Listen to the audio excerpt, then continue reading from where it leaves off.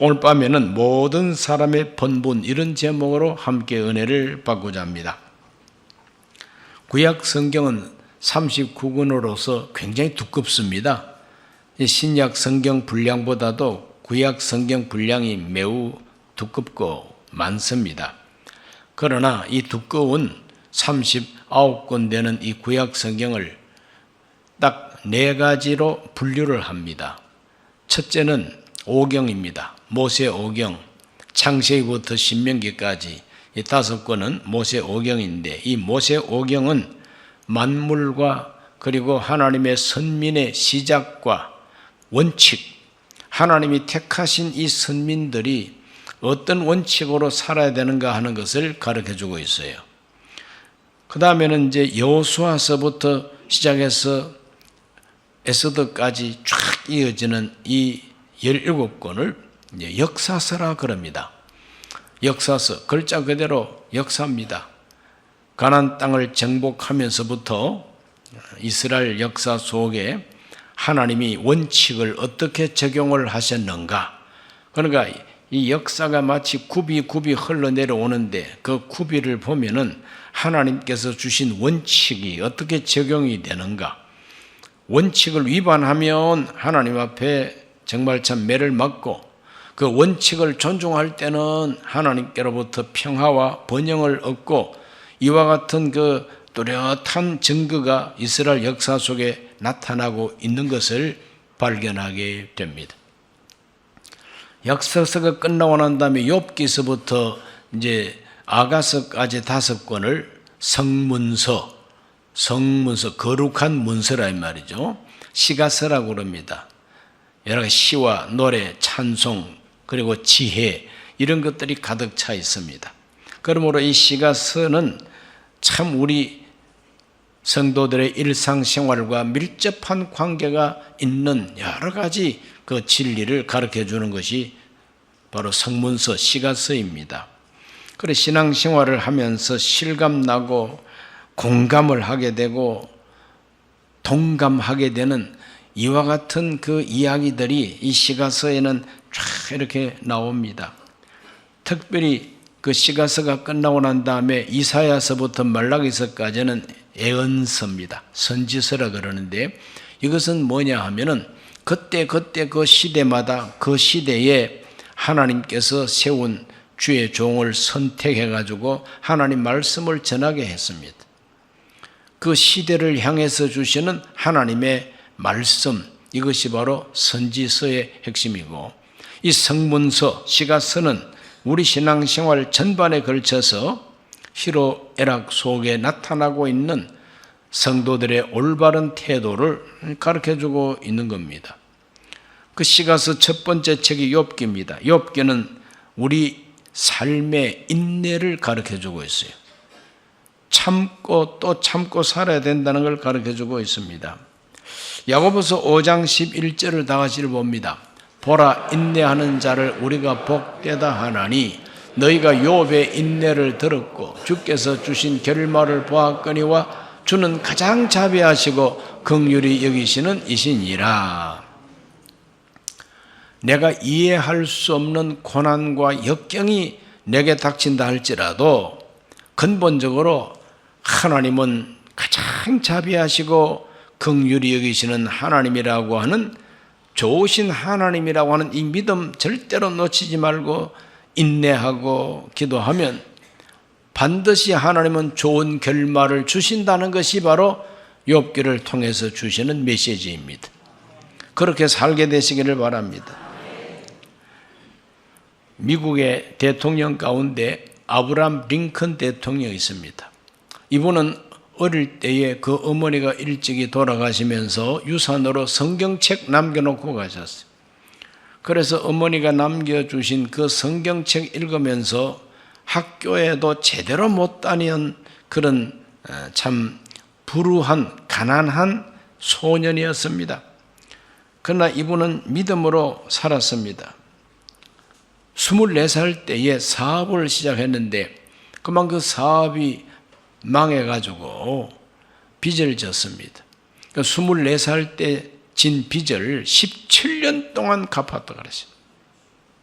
24살 때 진 빚을 17년 갚았으면 41살 때까지 빚 갚는다고 죽을 고생을 했다는 거죠.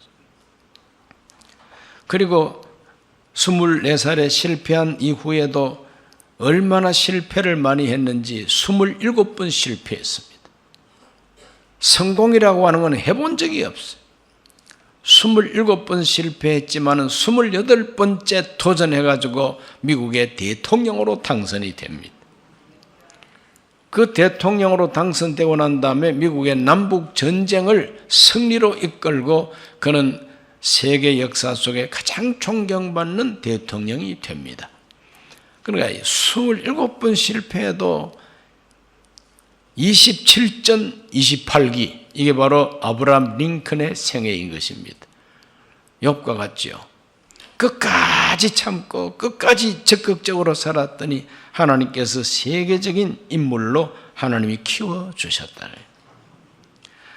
오늘 우리들은 욥기를 통하여 삶의 인내를 배우게 됩니다. 두 번째 시편입니다.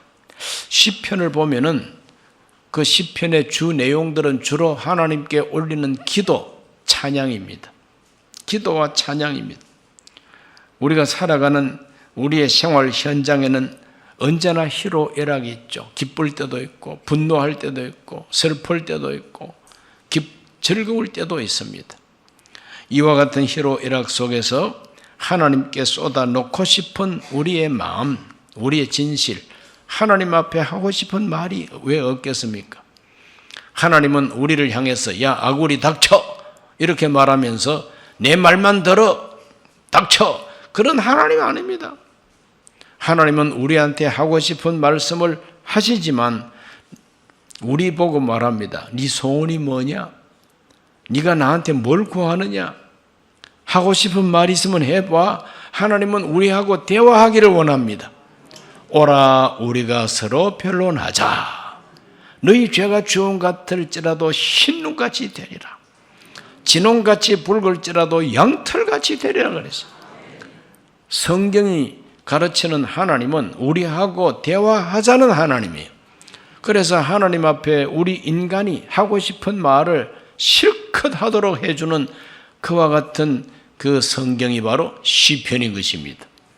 그 시편은 하나님께 하고 싶은 말 다 합니다. 그냥 때로는 하나님을 향해서 막 원망스러운 말도 막 쏟아놓는 것이 시편에 다 나옵니다.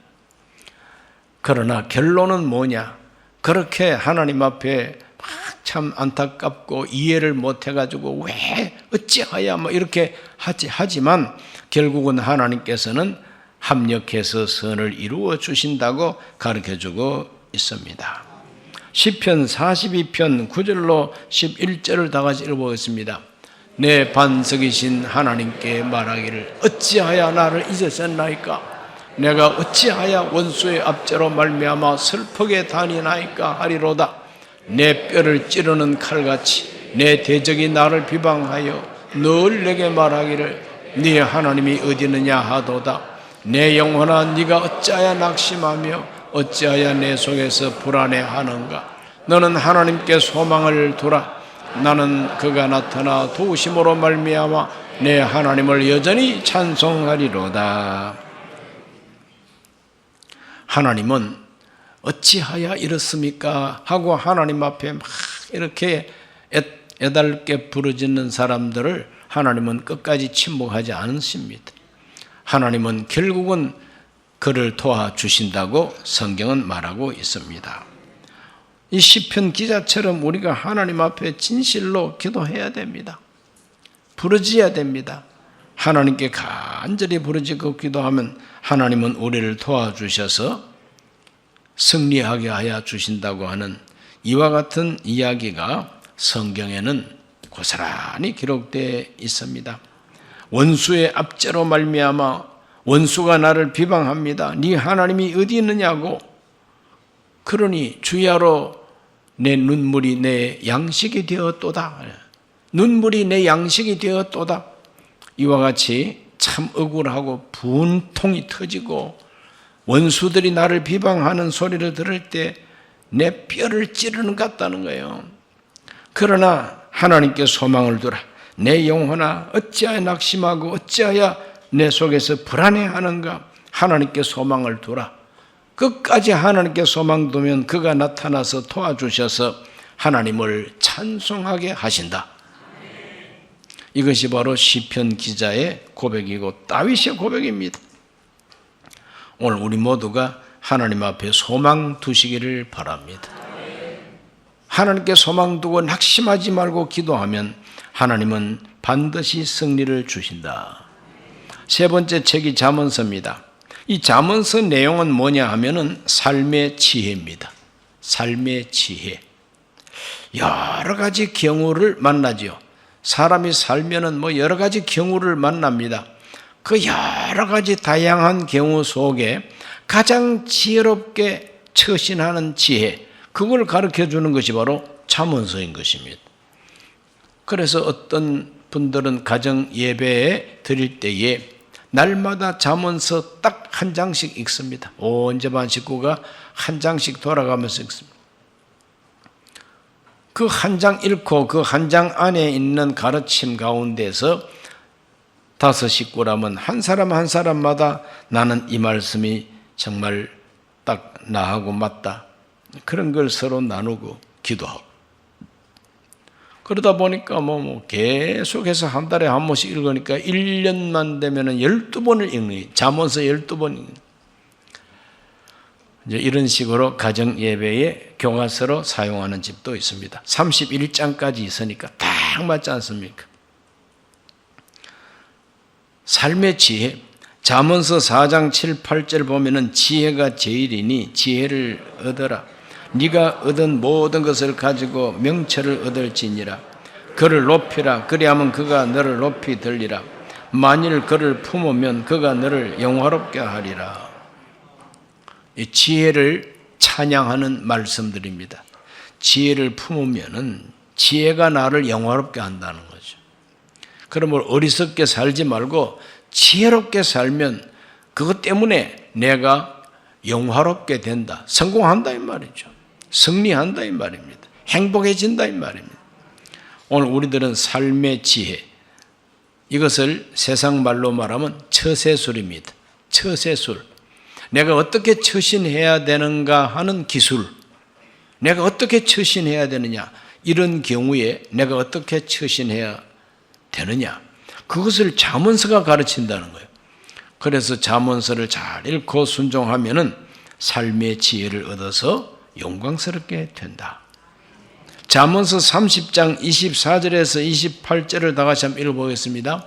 땅에 작고도 가장 지혜로운 것 넷이 있나니 곧 힘이 없는 종류로 돼 먹을 것을 여름에 준비하는 개미와 약한 종류로 돼 집을 바위 사이에 짓는 사반과 임금이 없어되 다 때를 지어 나아가는 메뚜기와 손에 잡힐 만하여도 왕궁에 있는 도마뱀이니라. 작고도 가장 지혜로운 것이 넷이 있다. 그러므로 하나님은 이 생물들을 가지고 우리 인간에게 깨달으라 하고 가르쳐주고 있습니다. 개미한테 배우라 그랬죠. 개미한테 배우라. 개미는 뜨거운 여름에 아주 그냥 삼복 더위 속에서도 게으르게 나무 그늘 밑에서 낮잠 안 자고 허리가 잘록하도록 일을 한다는 거예요. 겨울에 먹을 양식을 여름에 준비하는 것을 봐라. 그러니까 미리 준비하는, 부지런하게 미리 준비하는 것이 삶의 지혜라는 거예요. 잘 준비하시기를 바랍니다. 잘 준비하시기 바랍니다. 잘 준비하는 것을 사회적으로 이렇게 실천하는 것이 하나 있는데 그게 바로 뭐냐면 보험입니다. 보험. 건강보험, 생명보험, 질병보험, 의료보험. 이 보험이라는 것은 나중에 위급한 때를 예상해서 미리 준비해 두는 거죠.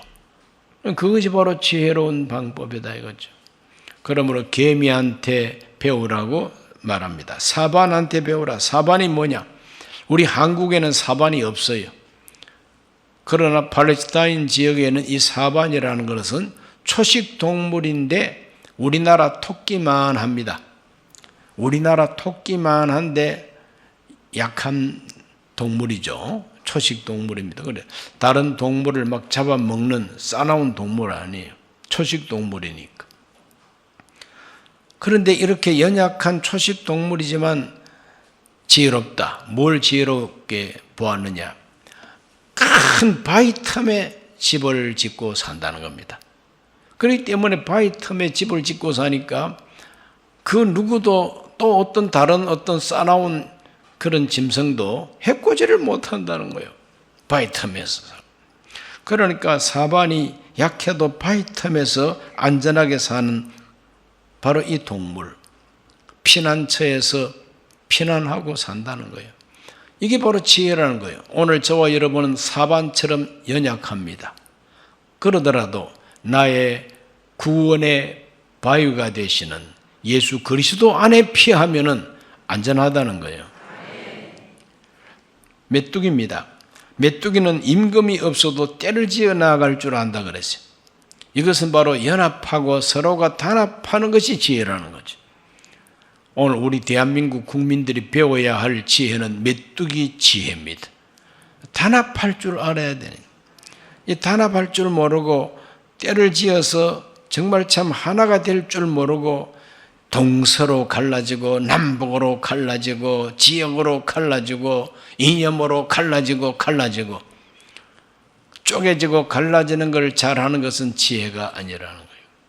그럼 결국은 쪼개지고 갈라지는 것이 바로 패배의 원인이 된다. 하나가 되고 단합을 하고 떼를 지으면 승리하는 것이 된다는 거죠. 그러므로 연합하는 단합하는 지혜를 우리는 메뚜기한테 배워야 된다는 거예요. 도마뱀입니다. 도마뱀도 잡힐만 하고 도마뱀도 참 연약한 생물이죠.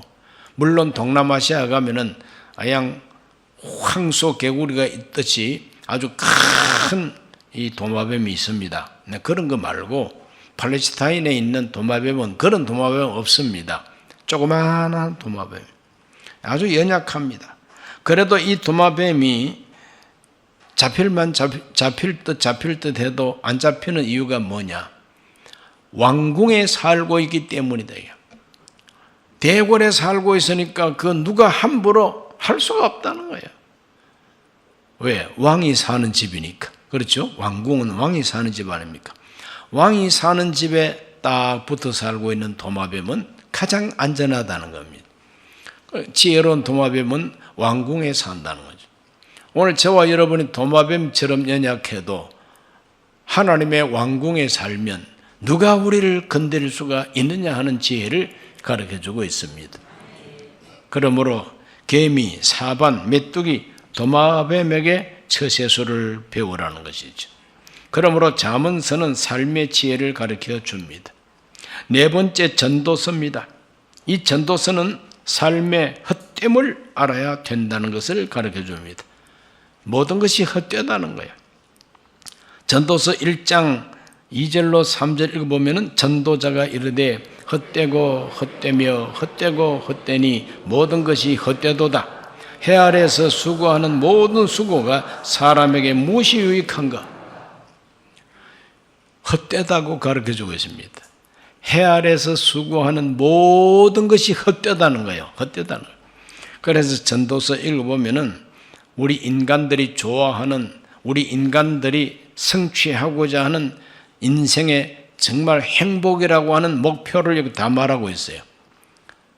그래서 전도자가 누구냐? 솔로몬입니다. 솔로몬이 하는 말이 이 세상의 사람들이 추구하는 거 내가 다 가져보고 내가 다 성취해 봤다는 거예요.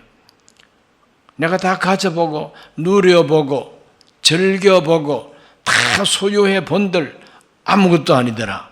다 헛되더라 하는 것이 솔로몬의 고백입니다. 그래 헛되다고 하면 헛된 줄 알고 거기에 마음 뺏기지 말아야 되겠는데 어리석은 우리 인간이기 때문에 솔로몬이 헛되다 하지만 나도 한번 경험해보고 헛된 줄 알아야지. 이것이 우리 인간의 연약함이지. 솔로몬이 아무리 헛되다 하더라도 솔로몬 당신은 헛된지 모르지만 나는 그게 최고야. 그래서 끊임없이 그 고지를 향해서 달려가고 있는 거예요. 결국은 헛된데. 그래서 이와 같은 헛된 삶을 깨닫고 거기에서 지혜를 얻어서 헛되지 않는 삶이 무엇이냐? 그걸 알고 그렇게 사는 것이 참된 삶이라고 가르쳐 주는 것이 바로 전도서인 것입니다. 전도서 9장 7절로 10절을 다 같이 읽어봅니다. 너는 가서 기쁨으로 내 음식물을 먹고 즐거운 마음으로 내 포도주를 마실지어다. 이는 하나님이 너에게 하는 일들을 벌써 기쁘게 받으셨음이니라. 내 의복을 항상 희게 하며 내 머리에 향기름을 거치지 아니하도록 할지니라. 내 헛된 평생의 모든 날 하나님이 해 아래에서 너에게 주신 모든 헛된 날에 네가 사랑하는 아내와 함께 즐겁게 살지어다. 그것이 네가 평생에 해 아래에서 수고하고 얻은 네 몫이니라. 내 손이 이를 얻는 대로 힘을 다해야 할지어다.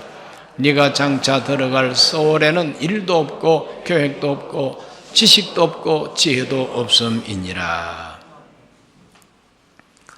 해 아래에서 수고하는 모든 것이 헛되지만 사람이 하나님을 기쁘시게 하면, 사람이 하나님을 기쁘시게 살면 하나님께서도 그에게 복을 주셔서 그 손으로 하는 모든 일과 거두어들인 것을 가지고 즐겁게 살게 하시고 가정을 이루고 아내와 함께 즐겁게 살게 하시고 행복하게 살게 하시는 것이 바로 하나님이 해 아래에서 헛된 인생이라 할지라도 그 속에서 주시는 하나님의 분복이라고 가르쳐주고 있습니다.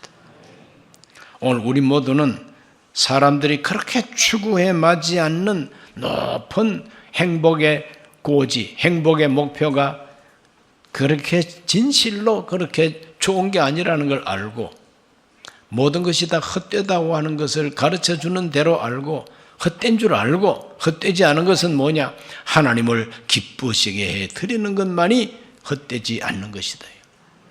하나님을 기쁘게 해드리는 것만이 헛되지 않는 것이다. 그리고 죽기 전에 창조자를 기억해야 된다. 전도서 12장 1절과 2절 읽어봅니다. 너는 청년의 때 너의 창조주를 기억하라. 곧 곤관날이 이르기 전에 나는 아무 낙이 없다고 할 해들이 가깝기 전에 해와 빛과 달과 별들이 어둡기 전에 비 뒤에 구름이 다시 일어나기 전에 그리하라. 이 말은 죽기 전에 하나님을 꼭 찾아라 이 말이죠. 해 아래에서 모든 것이 헛되기 때문에 죽기 전에 하나님 찾아라는 거예요. 하나님 찾는 것만이 헛되지 않는 것이다. 전도서 12장 12절로 13절과 14절 다 같이 읽어봅니다. 일의 결국을 다 들었으니 하나님을 경외하고 그의 명령들을 지킬지어다. 이것이 모든 사람의 본분이니라. 하나님은 모든 행위와 모든 은밀한 일을 선악간에 심판하리라. 결국은 하나님이 심판하신다는 거예요. 결국은 하나님이 심판하신다. 그렇기 때문에 해 아래에서 수고하는 모든 것이 다 헛될 뿐이지만 하나님을 기쁘시게 하고 하나님께서 주시는 분복을 행복하게 누리고 사는 것, 기쁘게 살고 자기 아내와 함께 즐겁게 살고 그렇게 살아가는 것이 하나님이 주시는 분복이다. 나한테 해당되는 복이라는 거죠. 재벌 되게 하는 것이 아닙니다. 큰 부자 되게 하는 것도 아닙니다. 나한테 알맞는 분복을 하나님이 나누어 주셔서 평범하면서도 편안하게 살게 해주시는 것이 그게 복이라는 거예요. 오늘 하루도 별 탈이 없었다. 이게 복입니다, 여러분. 별일이 있었으면 지금 곤란하잖아요. 그러니까 날마다 별 일이 없이 그날이 그날같이 사는 것, 지루한 것 같지만 이게 행복이라고. 가족들하고 같이 즐겁게 사는 게 이게 행복이라는 거예요. 건강하게 사는 게 복입니다. 내 발로 걸어서 교회 올 수 있는 게 복입니다. 음식을 좋은 음식을 안 먹더라도 맛있게 먹고 소화 잘 되는 게 이게 얼마나 큰 복인지 몰라요. 많이 먹는 것보다도 잘 내버리는 게 큰 복이요. 잘 내버리는 게 얼마나 그게 중요한 일인지를 아셔야 됩니다. 막 집어넣기만 하면 그게 다 내가 되는 줄 압니까? 집어넣고 난 다음에는 또 내버려야만 돼요. 안 나가기만 해봐라. 큰일 납니다. 안 나가면은 나중에는 먹을 수도 없어요. 꽉 차가지고. 안 나가면 꽉 차가지고 먹을 수도 없어요. 안 나가면 안 나가는 대로 점잖게 있으면 고맙겠지만 썩어. 그게 이제 병이 되고 이렇게 되지 않습니까? 그렇기 때문에 잘 많이 먹든 적게 먹든 잘 맛있게 먹고 잘 내버리고 소화를 해서 건강하고 힘쓰고 이거 다 행복인 줄 아시기 바랍니다. 해 아래서 수고하는 모든 것이 헛되지만 하나님께서 나누어 주시는 분복이 이거는 헛되지 않는 것이고 죽기 전에 창조주를 기억하는 것이 헛되지 않는 것이다. 왜 창조주를 기억해야 되느냐? 그분이 심판주가 되기 때문이다. 결국은 심판하시는 분이 계시다는 거예요. 그러므로 이 세상 살면서 심판을 알고 살아야 그게 참된 지혜라는 겁니다. 심판이 있음도 모르고 살다가 난 정말 몰랐네. 심판이 있다고 아무도 나한테 얘기해 주지 않았어. 이러면 곤란합니다. 심판이 있습니다, 여러분. 지옥이냐 천국이냐 하는 심판도 있고 믿는 사람들도 주님을 어떻게 섬겼느냐 하는 심판이 있어요. 상급 심판이라고 그러죠. 그러므로 우리에게는 심판이 있다는 걸 알고 살아야 참된 지혜라. 전도서는 그걸 가르쳐주고 있습니다. 마지막 5번째 책이 아가서입니다. 이 아가서라고 하는 이 성경은 특별한 성경입니다. 히브리 말로 쉬르하쉬림 이렇게 나오는데 그 뜻이 뭐냐면 노래 중에 노래라, 최고의 노래라 이 말입니다. 노래 중에 노래라. 노래 중에 왕중왕, 노래 중에 노래. 이 노래 중에 노래인데 그 내용이 뭐냐면은 솔로몬 왕과 그리고 솔로몬 왕이 특별히 사랑하는 술람미 여인이라고 하는 한 여자, 개인 이름이 안 나와요. 개인 이름이 안 나오고 그냥 술람미 여인 이렇게 나옵니다. 그래서 솔로몬 왕이 그 술람미 여인을 너무너무 사랑해가지고 부르는 사랑의 노래, 또 왕으로부터 사랑을 받으니 이 시골떼기 이 여자가 왕의 사랑을 받으니 얼마나 행복합니까?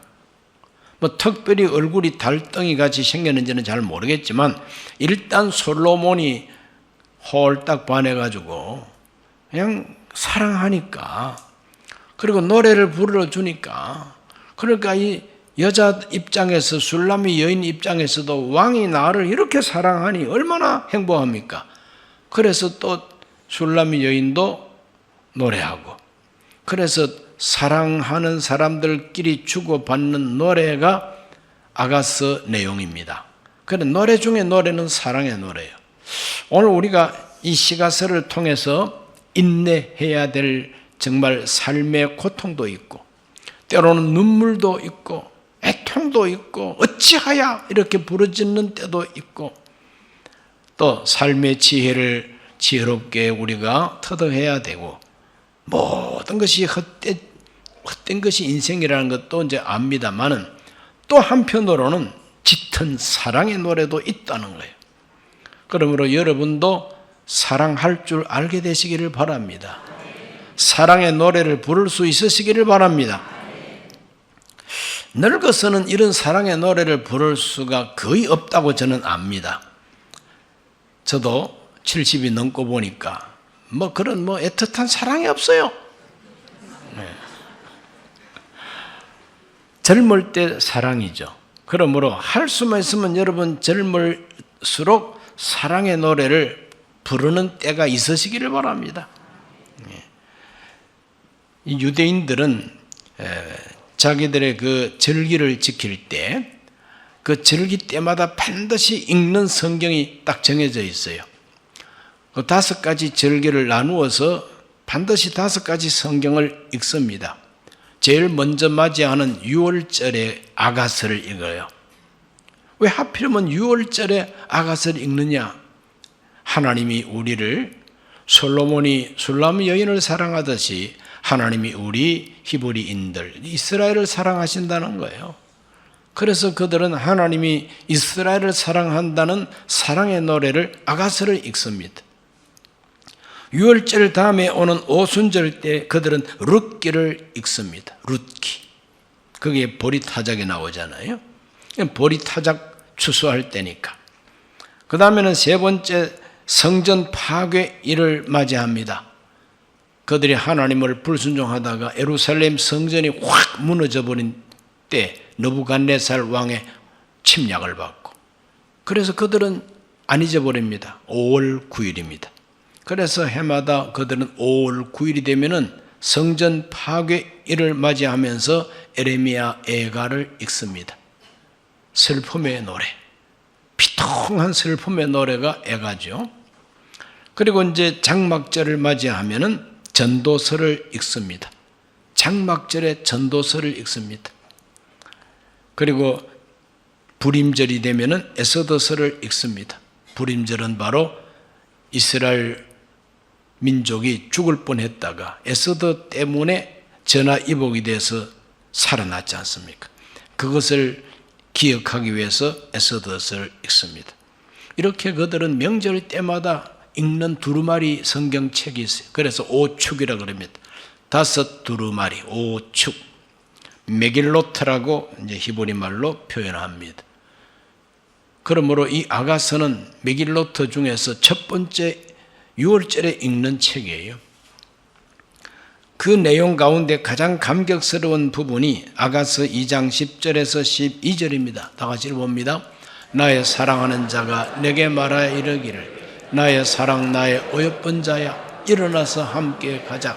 겨울도 지나고 비도 그치고 진면에는 꽃이 피고 새가 노래할 때가 이르는데 비둘기 소리가 우리 땅에 들리는구나.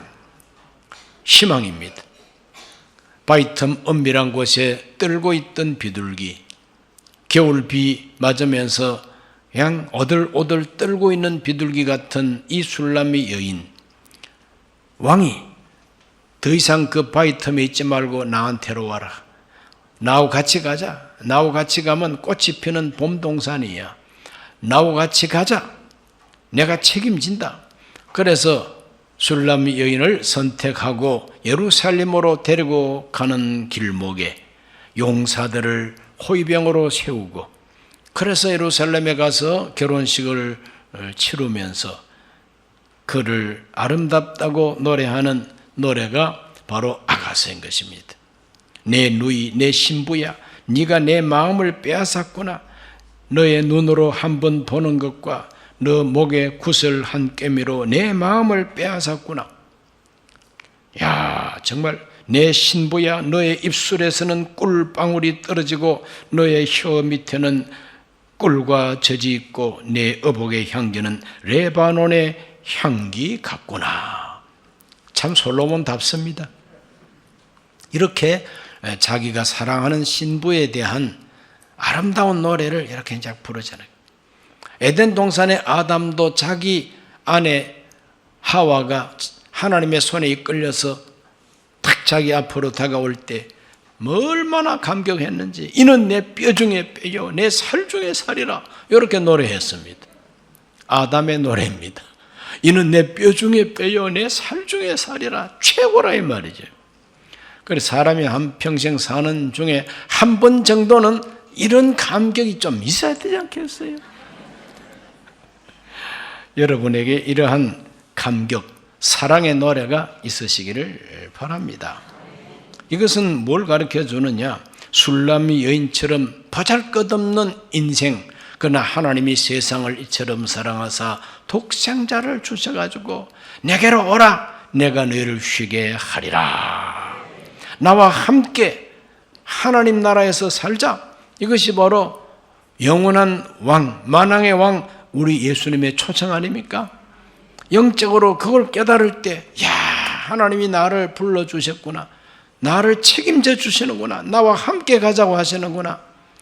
그래서 이와 같은 영적인 은혜를 알고 내가 왕의 초청받은 줄 알면은 내 속에서도 노래가 나오게 되어 있다.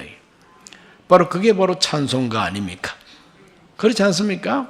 그러므로 기쁨으로 깨닫고 찬송하는 그 노래는 바로 아가서라 이 말입니다. 노래 중에 노래가 바로 찬송입니다.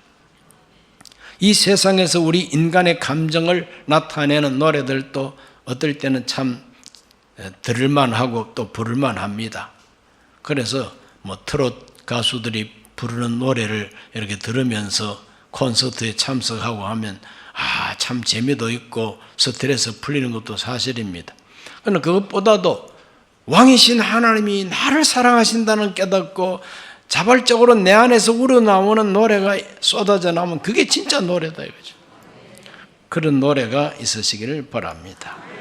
시가서를 통해서 우리는 인내를 배우게 되고 기도와 찬양을 알게 되고 삶의 지혜를 얻게 되고 인생의 결국은 죽음이요 심판이라는 걸 알고 하나님 앞에 서둘러서 그 명령을 복종하는 것이 우리의 본분이라는 것을 알게 됩니다. 하나님의 사랑을 알고 노래하고 이렇게 시가서는 우리 인생에 예수 믿는 우리 개인의 인생에 가장 직결되고 있는 공감하고 실감할 수 있는 내용들이 시가서에 기록되어 있다는 걸 알고 시편을 많이 읽으시고 시가서를 읽으면서 여러분의 믿음이 깊어지기를 주의 이름으로 축원합니다. 기도합니다. 하나님 아버지, 오늘 이 밤에도 하나님 앞에 나와 간구하는 우리 모든 성도들 일의 결국을 다 들었으니 하나님을 순종하라고 이것이 너희의 본분이라고 했습니다. 그러므로 우리 모두가 다 심판하시는 하나님 앞에 모든 사람의 본분이 무엇인가를 알고 하나님의 지혜를 따르고 그 명령을 지키게 하여 주시옵소서. 예수님 이름으로 기도하옵나이다. 아멘.